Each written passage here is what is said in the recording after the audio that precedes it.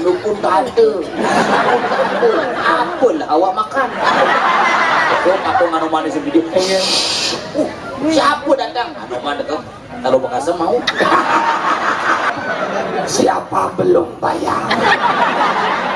Bayar! Tak tabok kamu ya. Wajah Ci ngomong.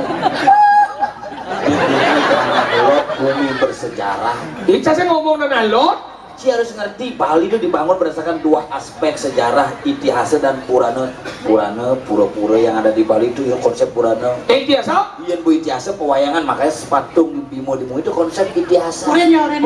Bimo apa? Bimo itu adalah simbol anima dan kesatria Pandawa. Udah tahu enggak? Tunggu dia nggak pekan nih. Apa? Gadau. Perang. Dia nggak pekan dia nggak gadau. Seduk. Seduk. Pansumi dagang gondo mana? Gondo ke Pak? Oh, gondo pun tante. Apalah awak makan. Kok aku nganu manis video. Siapa datang? Anu mana tuh? Kalau Bekasem mau.